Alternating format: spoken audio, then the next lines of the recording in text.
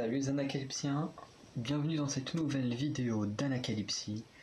Aujourd'hui, comme vous pouvez voir, enfin vous avez pu voir dans le titre, on va parler de l'épisode 2 de Koh-Lanta la légende. Et comme vous pouvez également le voir dans le titre, cet épisode m'a plutôt laissé sur ma faim. Vraiment, je ne suis pas du tout satisfait de l'épisode. Alors je ne sais pas comment vous l'avez apprécié ou non, mais honnêtement, il y a des choses que j'ai pas du tout aimé, que je trouve même inacceptables, alors que les fans ont l'air de... Enfin, les fans, les téléspectateurs plutôt, parce que bon... voilà, ont l'air de trouver ça normal. Moi je trouve qu'il y a des propos qui sont quand même assez choquants. Alors que quand c'était dans le sens inverse l'année dernière, il y avait des comment on dit, des dévers, bon, j'ai plus le terme, mais en gros il y a eu des vagues de haine déferlantes, voilà, une déferlante de haine envers certains aventuriers, mais on va revenir au bon moment. Les règles de Koh-Lanta, ça devient... C'est pas que ça devient de pire en pire, je comprends le fait qu'ils veuillent surprendre et tout, mais faut qu'ils arrêtent de faire des choses comme ça, parce que ça devient de plus en plus... Enfin, on a de plus en plus l'impression que c'est scénarisé, parce que bien sûr, ce n'est pas scénarisé, mais la production a tendance à vouloir garder certains aventuriers plus longtemps qu'ils n'ont envie d'en garder d'autres. Voilà, parce que bien sûr, cet avantage secret dont on va parler en fin de vidéo, ce n'est pas un... Voilà, ce n'est pas un hasard. Enfin, on voit très bien qu'ils jaugent ce qui va se passer sur les 2 jours, histoire de dire, bah tiens, s'il se passe ça, si c'est telle personne en danger, hop, on met tel avantage. Si c'est telle personne en danger, on met tel avantage. Et là, on voit qu'ils n'ont pas voulu perdre certains aventuriers, et que du coup, ils ont lancé un avantage qui en plus n'a servi à absolument rien du tout, parce que quand on regarde les nombres de votes qu'il y a eu, l'avantage n'a servi à rien, sauf que ça montre encore plus que la production veut protéger certaines personnes et pas d'autres. Voilà, et notamment, comme on le sait depuis quelques années, Koh-Lanta c'est quasiment que des sportifs, et les stratèges c'est des gros méchants, les grosses racleurs qu'il faut absolument se débarrasser. Et comme par hasard, ce soir, la production a essayé de faire en sorte que les stratèges dégagent. Donc voilà, moi j'avoue que cet épisode-là, même si les épreuves, je les ai trouvées plutôt bien, ah ouais, elles étaient bien, il y avait un bon suspense et tout. Mais à part ça, si les petites conversations entre Patrick et Claude, je les ai toutes trouvées plutôt amusantes, parce que je vais pas forcément en reparler, mais j'ai trouvé ça très amusant à chaque fois. Je trouve que Patrick est très divertissant. Voilà. Mais à part ça, le reste, j'avoue que c'est un peu comme j'ai mis dans le titre, hein, c'est un peu la douche froide, quoi. Le premier épisode était excellent. À part le fait que les hommes et les femmes soient séparés et que du coup les équipes ne s'affrontent pas. Mais à part ça, je trouvais que le premier épisode était vraiment très bien, et là je trouve que celui-ci, vraiment, c'est une catastrophe. Après, bien sûr, je donne que mon avis, ça se trouve il y en a qui l'ont adoré, qui ont surkiffé, qui trouvent peut-être que c'est un des meilleurs épisodes de Koh-Lanta. Honnêtement, moi c'est pas le Koh-Lanta que j'aime bien. Donc on va apprendre un peu ce qui s'est passé, voilà, avec mon point de vue habituel, donc plus centré sur la stratégie et tout ça. Donc d'abord, quand même pour revenir sur ce qui s'est passé, Hugo et Karima qui avaient été éliminés choisissent, arrivent sur le panneau à vous de choisir. Du coup il y a une flèche avec une torche juste à côté, et c'est dit en gros, voilà, vous prenez votre destin en main, si vous voulez continuer l'aventure, machin, vous serez libre à vous-même, donc vous prenez la torche et hop, vous avancez. De l'autre côté, c'est une flèche qui dit, bon bah en gros, hein, si vous voulez partir, partez, mais vous êtes définitivement éliminé. Bien sûr, personne va choisir cette flèche-là. Tu viens Koh-Lanta pour gagner, pas pour faire 3 jours, gagner ton petit cachet et puis partir. Hein. Je veux dire, voilà, quand tu t'appelles Brad Pitt, que tu fais ça dans Deadpool 2, ça marche bien parce que ton petit cachet il a quelques millions de dollars. Par contre, à Koh-Lanta, je suis pas sûr que ça vaille le coup de faire ça. Mais du coup, les deux choisissent forcément de rester, et ils vont du coup se retrouver sur l'île des bannis. Et voilà, et du coup à chaque conseil, forcément 2 personnes sont éliminées, enfin pour l'instant, puisqu'ensuite, comme on l'a vu dans 2 semaines, euh, du coup les équipes vont être recomposées. Donc forcément il y aura à mon avis à nouveau les épreuves d'immunité, enfin les épreuves de confort et les épreuves d'immunité. Donc là il y aura plus qu'un seul éliminé, ce qui est assez logique. Parce que ce serait très bizarre. Ouais, non, de toute façon, on a vu qu'il allait avoir des couleurs et tout. Donc, ouais, non, non, ça, on va repartir sur du koh classique, je pense. Euh, Et du coup, ouais, après tous les conseils, en fait, ils vont s'affronter. Et du coup, les gagnants, enfin, les 2 gagnants, enfin, en gros, les 2 qui auront survécu à tous ces duels, vont revenir dans le jeu. Alors, j'ai 2 choses à dire, parce que d'un côté, je trouve ça bien, et en même temps, je trouve ça nul. Le côté où je trouve ça bien, c'est que ça rajoute un peu d'épreuve, donc un peu de dynamisme dans le jeu, enfin dans l'épisode plutôt. Euh, et du coup, c'est pas trop mal, voilà, ça rajoute des petites épreuves qu'on ne verra pas forcément en grandeur nature avec les grosses équipes et tout. Mais je trouve ça sympa, parce que ce qu'il faut savoir, c'est que ce concept avait déjà été fait dans koh je sais plus comment il s'appelle, mais c'est le All-Star gagné par Clémence. Parce que Clémence a gagné une saison normale et a gagné un All-Star. Et du coup, c'était dans le All-Star qu'elle a gagné. Où du coup, voilà, dès que t'étais éliminé, t'allais sur l'île des bannis. Et ensuite, à chaque fois que quelqu'un était éliminé, les 2 s'affrontaient. Et celui qui survivait à la fin. Donc les derniers, ça se joue entre Jérémy et Clémentine. Et de mémoire, Jérémy, sur la dernière épreuve, avait battu Clémentine et avait pu revenir dans le jeu. Là, c'est exactement la même chose. Et du coup, j'avais bien aimé ça dans la première fois. Et là où j'avoue que ça me dérange un peu, c'est que du coup, on a déjà connu ça. Donc, pour une saison anniversaire, surtout les 20 ans, c'est quand même quelque chose d'assez énorme. Pour un programme télé comme celui-ci, durer 20 ans, c'est quand même exceptionnel, je trouve. Vu que dans plein de pays, Survivor n'a pas vécu aussi longtemps, quoi. Et, euh, et du coup, je m'attendais à ce qu'on ait vraiment beaucoup de nouveautés, beaucoup de trucs. Et c'est vrai que dans le teaser, je pense qu'on est pas mal à se poser des questions, à se demander qu'est-ce que ça allait être et tout. Et au final, juste voir que c'est un truc qu'on connaît déjà, et j'avoue que j'étais un peu déçu. Après, c'est sûr que ça va nous donner des très bons duels, des très beaux combats et tout, j'en suis sûr et certain, ça y a pas de souci. Mais le fait qu'on nous tease un truc, ouais, vous allez voir, ça va être super et tout, alors qu'en fait c'est un truc qu'on a déjà vu, j'avoue que c'est un peu un pétard mouillé, je trouve. Euh, voilà, et puis du coup, qu'est-ce que je voulais dire? Oui, c'est sur la difficulté du jeu. Le truc, c'est que là où je trouve ça un peu nul, effectivement, qu'il y ait cette île des bannis, c'est que pour moi, enfin voilà, quand tu fais un koh classique, t'es éliminé, c'est terminé. Voilà, même si t'es le premier éliminé au bout de 3 jours, t'es éliminé, c'est terminé. Là, je veux dire, on est dans un All-Star des 20 ans.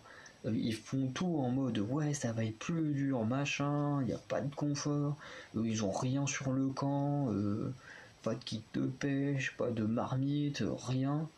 À part que j'ai noté qu'effectivement ils ont bien des gourdes, parce que dans le premier épisode je les avais pas vus utiliser des gourdes, et là on les voit avec des gourdes, donc effectivement je veux dire, ils ont bien des gourdes. Et,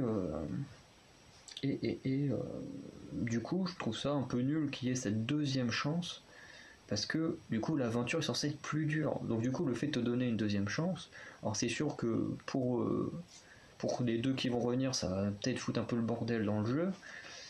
Mais en attendant, si tu as envie qu'il y ait vraiment un impact dur pour les aventuriers, tu dois les éliminer au bout de 3 jours. Parce que je trouve que mentalement, c'est beaucoup plus violent d'être éliminé au bout de 3 jours que de dire tiens, j'ai encore mes chances de me battre et de revenir dans 10 jours, 10-15 jours. Donc voilà, c'est le fait que l'île des bannis existe, honnêtement, ça me plaît pas, mais en même temps, je sais qu'on va être très diverti, qu'on va avoir des beaux affrontements, donc voilà, je suis assez partagé sur ce choix.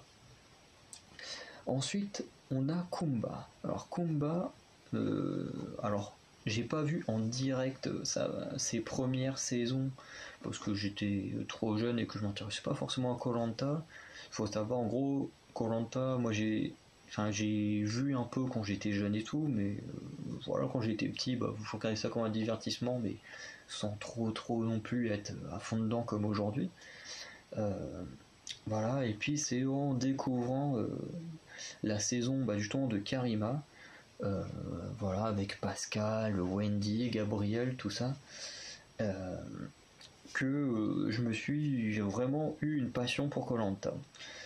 Et du coup, en attendant que cette saison-là, enfin quand cette saison-là se termine, en attendant la saison que je déteste avec le truc de l'anneau là, parce que honnêtement, au bout de peut-être 3-4 épisodes, j'ai pu prédire le gagnant, du coup j'ai même pas regardé la saison entière, et en plus, bah, le gars que j'avais dit où lui il sera le gagnant, il a gagné. Donc voilà, juste parce qu'il avait trouvé l'anneau.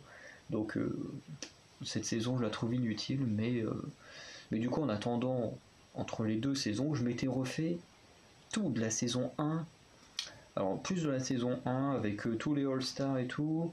Alors, j'avais pas vu la saison 2 parce que la saison 2 elle était introuvable sur internet à l'époque. Aujourd'hui, c'est encore pire, on trouve quasiment plus aucune saison sur internet. Et du coup, il y a que la saison 12, du coup, avec Hugo, Phil et tout, que je trouvais pas passionnant, du coup, j'avais pas regardé en entière.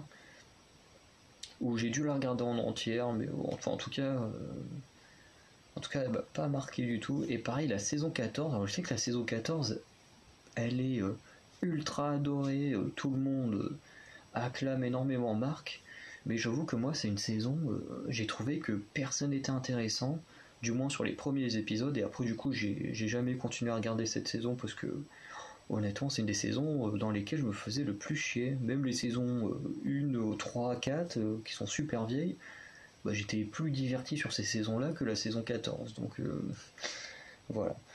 Du coup, c'était juste pour un peu raconter mon histoire avec koh, mais du coup, j'ai vu quasiment toutes les saisons.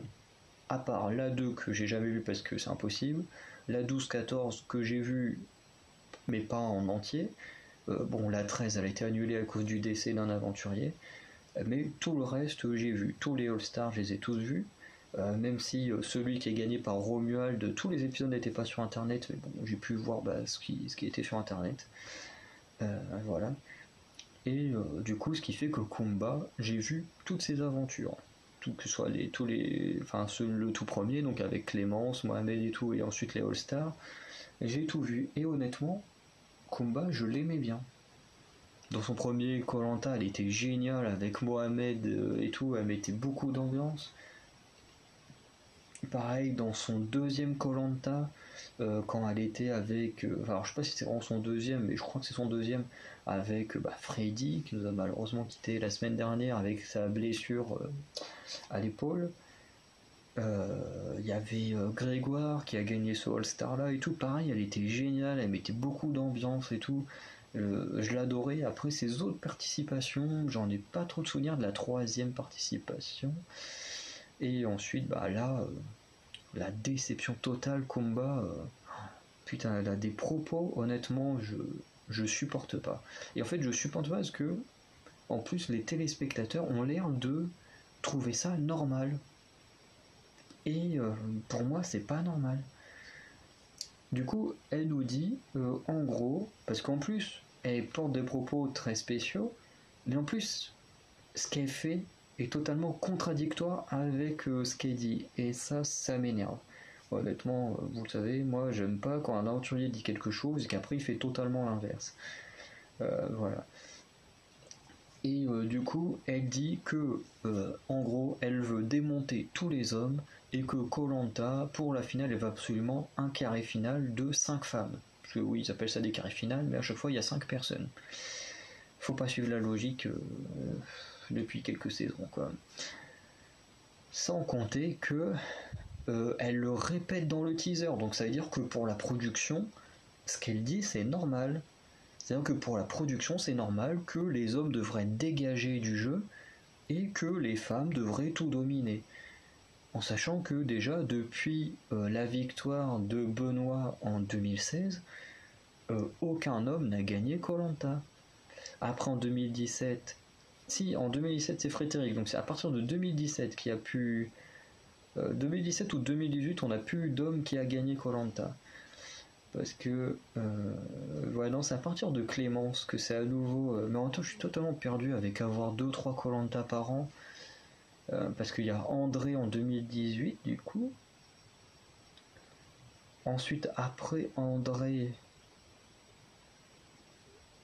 on a eu quoi? La guerre des chefs, c'est Maud. La saison l'île des héros, c'était Nawel. Après on a eu Alexandra, on a eu Clémence avec son All-Star, donc ouais, ça fait 4 gagnantes féminines qui se sont suivies, mais du coup pas 4 ans. Ça fait 4 saisons de suite où c'est une femme qui gagne, mais pas 4 ans. Moi, je vois qu'avec 2 Koh-Lanta par an, je suis complètement perdu. Ça veut dire que je me souviens un peu de tout, mais sur les années, avant on en avait un par an, et là ça devient un peu plus chiant d'en avoir 2 par an pour avoir des repères.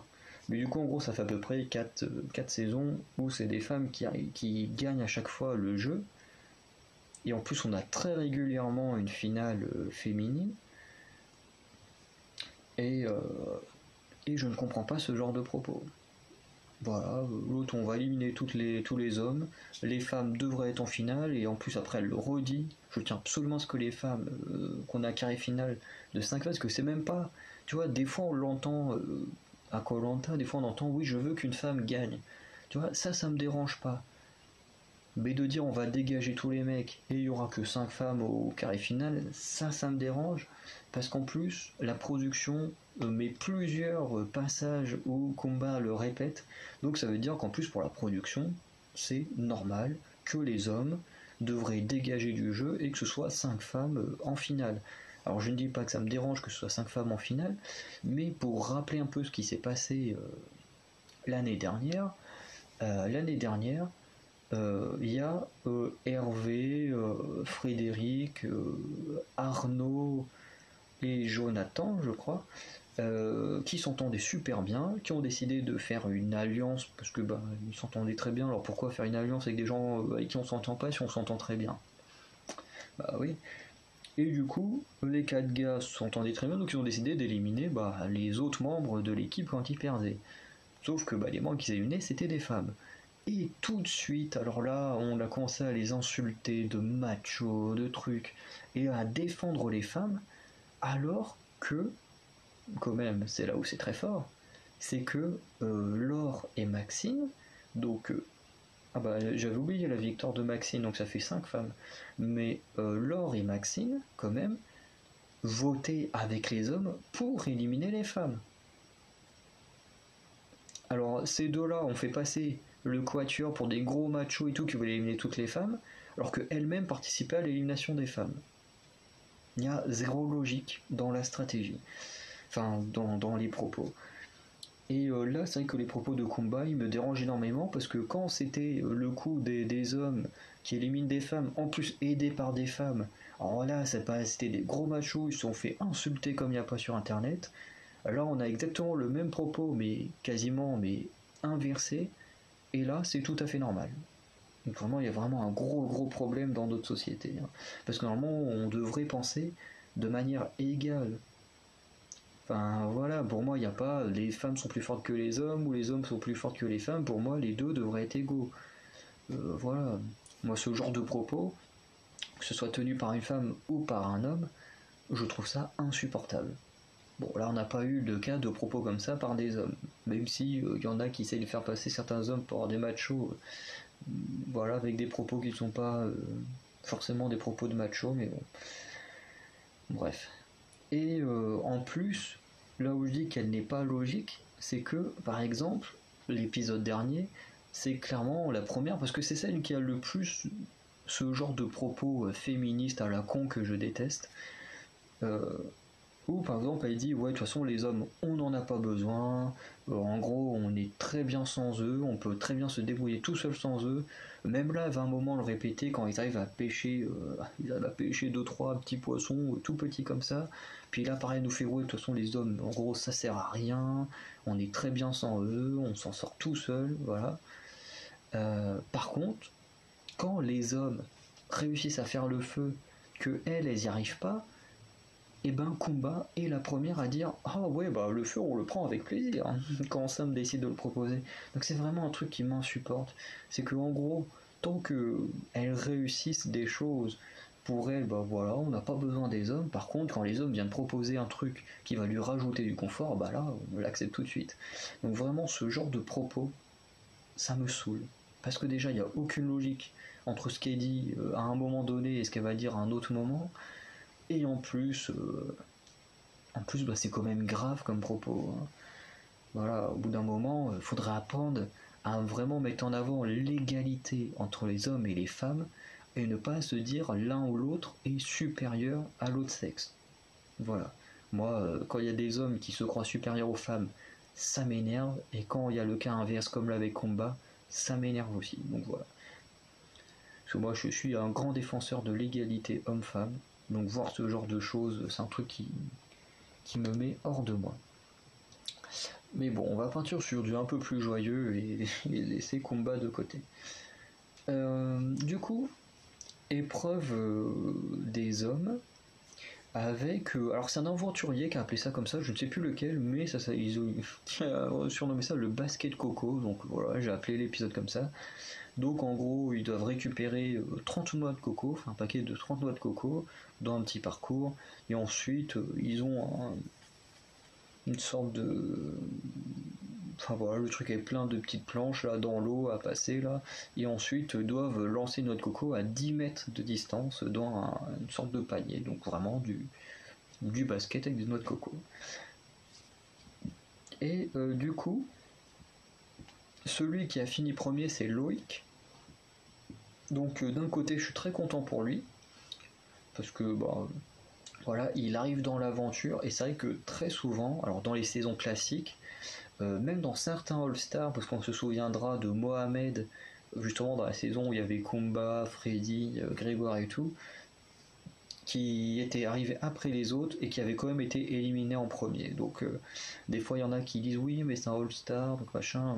Non, même dans certains All-Star, la règle, enfin cette règle là un peu stupide est toujours là quoi. Même s'il y a des exceptions quoi. C'est pas toujours le cas, mais dans la majorité des cas c'est comme ça. Donc d'un côté je suis assez content qu'il ait gagné. Voilà. Ensuite en deuxième on a eu Théoura, donc voilà, Théoura pas mal. Après le fiasco de la première épreuve, on va dire qu'il s'est bien rattrapé. Et ensuite les deux derniers, alors c'est Laurent et Patrick. Et du coup Phil le Normand, donc, Phil qui fait partie de ma région, donc je suis assez content qu'il se soit sauvé de justesse. Et voilà. Ensuite, j'ai noté que du coup Patrick va tenter plein de stratégies à droite à gauche, va raconter plein d'histoires, faire croire qu'il a le collier, enfin voilà, il essaye de se battre énormément pour rester dans le jeu. Et Maxime, lui, pour rester dans le jeu, ce qu'il va faire, c'est que quand Patrick va venir lui parler d'une stratégie, en fait il va tout balancer à Claude. Alors il y avait Claude... Bon, je me souviens plus d'autres qui étaient là. Je sais qu'il y avait Phil dans le fond avec son t-shirt orange. Et il y avait quelqu'un d'autre au niveau de l'eau à côté je crois que c'est Laurent qui était là. Du coup, il balance tout et ça va plutôt être bénéfique pour Maxime. Ensuite, on a l'épreuve des filles. Épreuve des filles, donc qui est l'équilibre. En fait, au début, elles sont à moitié comme ça. Elles ont leur sorte de bâtonnet attaché à un fil auquel elles tiennent dans leur dos. Et en fait, petit à petit, la corde se détache, entre guillemets. Et du coup, elles sont de plus en plus penchées. Et du coup, là, les deux premières qui tombent ont une voix contre elles. Et les deux dernières, forcément, ont les deux immunités. Voilà. Et du coup, c'est Cindy qui tombe en première, et ensuite c'est Christelle, donc la gagnante de 2008, qui tombe en deuxième. Ensuite, les deux finalistes, c'est Jade et Clémence, donc les spécialistes chez les femmes des épreuves statiques. Et du coup, c'est Jade, en voulant se remettre dans le dos comme il faut, qui va tomber et du coup avoir la deuxième place. Donc même si j'avoue que je ne suis pas un grand fan de Clémence, on peut quand même féliciter sa performance puisque elle va battre le record de toutes les épreuves qu'il y a pu avoir sur ce jeu-là. Donc voilà, elle a tenu 42 minutes, ce qui est vrai est assez énorme. On a rarement vu une épreuve comme ça. Et voilà, en tout cas, félicitations à elle. Alors ensuite, on va revenir rapidement sur Kumba. Parce que Kumba, encore une fois, a dit des choses qui sont assez contradictoires. Le truc, c'est que Kumba, dans l'épisode précédent, nous dit « Moi, je veux affronter les meilleurs. Je veux la compétitivité, je veux affronter les meilleurs. » Donc, moi, honnêtement, c'est pas quelque chose qui me dérange. Forcément, ça donne des plus beaux affrontements. Et là, aujourd'hui, elle nous dit je veux pas éliminer Cindy parce qu'elle est sympa, je m'entends bien avec elle, voilà.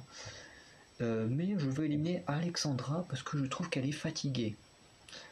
Alors que sur l'épreuve, de mémoire, Alexandra a fait une meilleure performance que Kumba.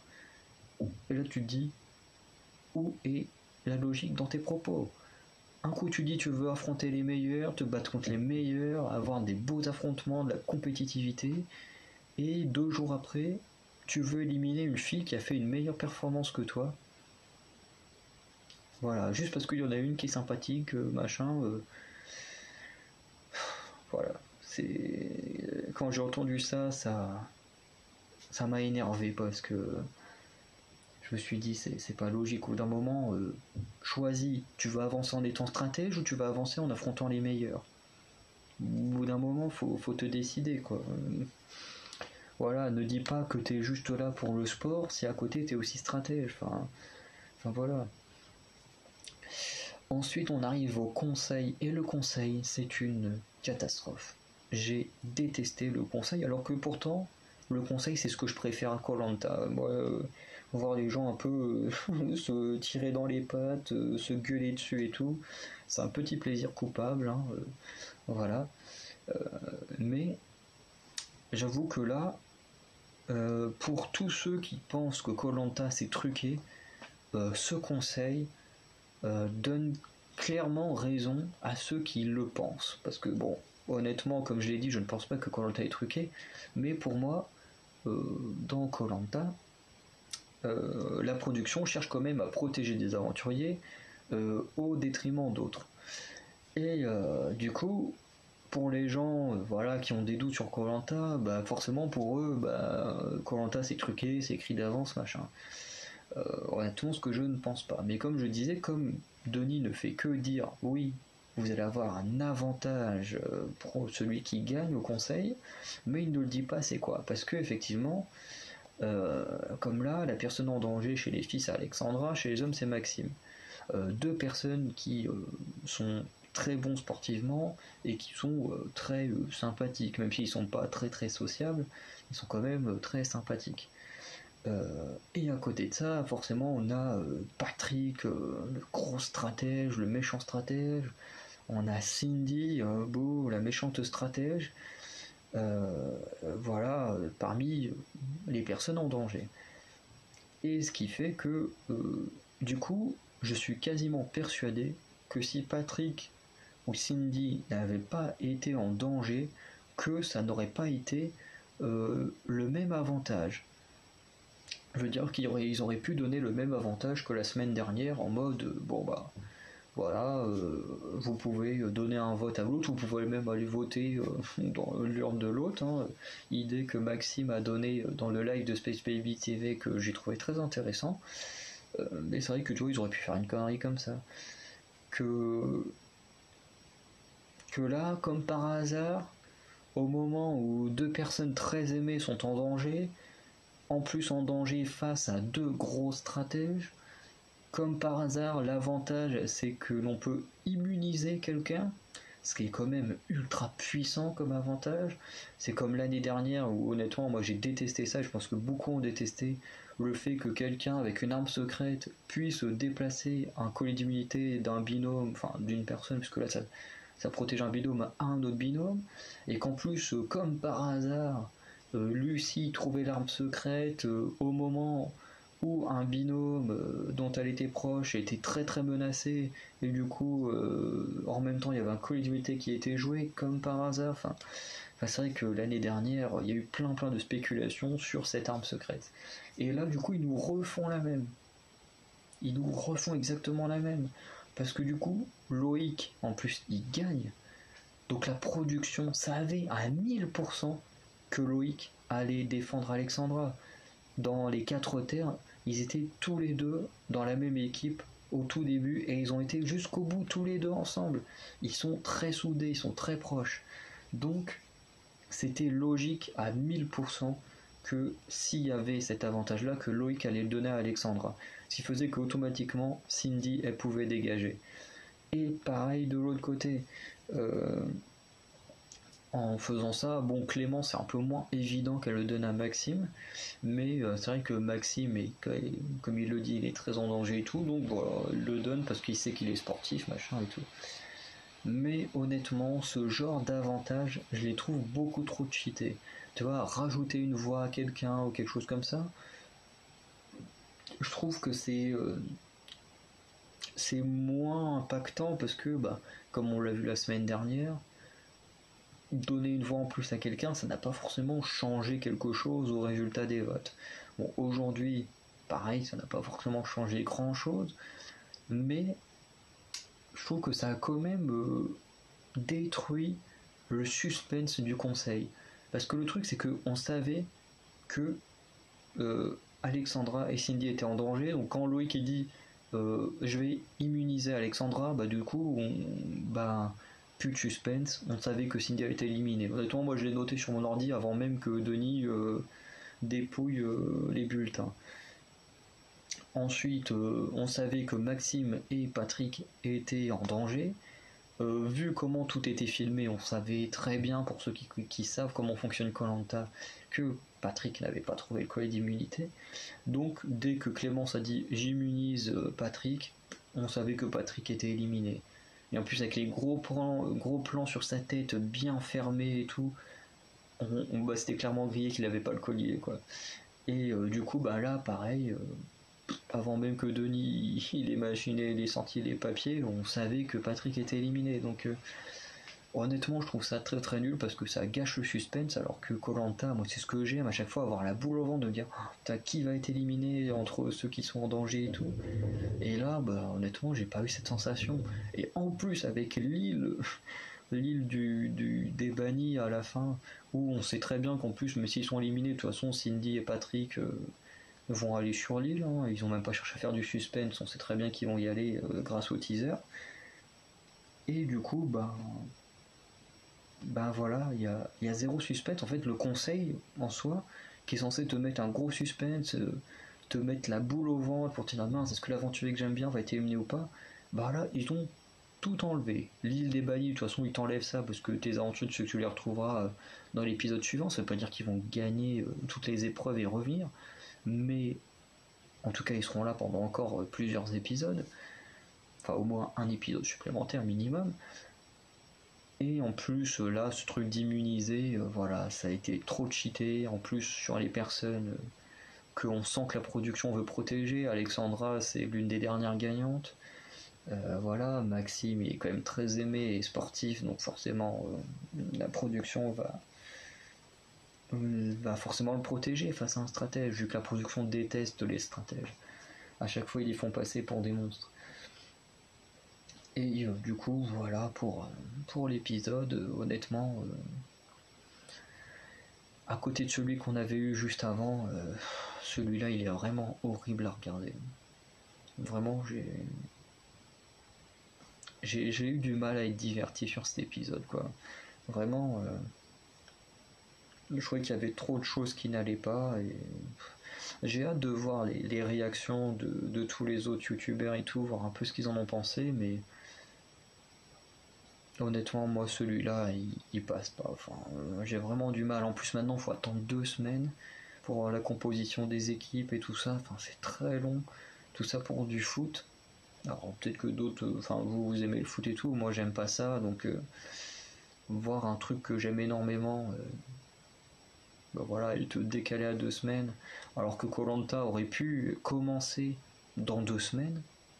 Et puis tout le balancer d'un coup, ça aurait été tellement plus intelligent, plutôt que de mettre ça là en sachant qu'il allait avoir un match de foot qui allait faire une coupure dans la saison. Mais voilà. Donc bah voilà, honnêtement j'ai plus grand chose à dire de l'épisode. Pour conclure, je pourrais dire qu'en tout cas il y avait de très belles épreuves. Ça, on peut pas le nier, les épreuves étaient très très bien. Les conversations entre Claude et Patrick, c'était énorme, c'était à mourir de rire, honnêtement. Moi, dès que Patrick il cause avec Claude, a essayé de. Tu sais, ça faisait un peu le combat des stratèges et tout, je kiffais ça, c'était super. Et par contre, bon, bah, le reste, malheureusement, beaucoup moins apprécié. Donc, comme dans 2 semaines, on a l'air de repartir sur du koh un peu plus classique avec les équipes. Je pense qu'il y aura sûrement à nouveau les épreuves de confort et d'immunité. Ou s'il n'y a pas d'épreuves de confort, du coup, c'est les duels qui feront qu'il y aura 2 épreuves. Donc, dans tous les cas, on sera toujours plus ou moins bien servi en épreuve.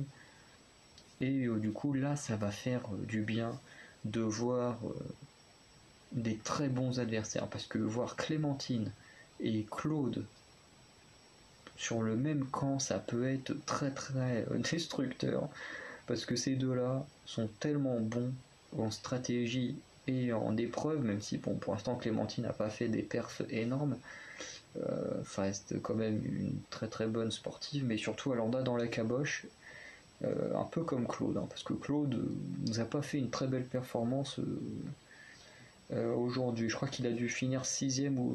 Attends, 9, 8, 7. Donc ouais, je crois qu'il a fini 6ème, 5 ou 6ème sur 9, donc c'est pas ouf pour un Claudin.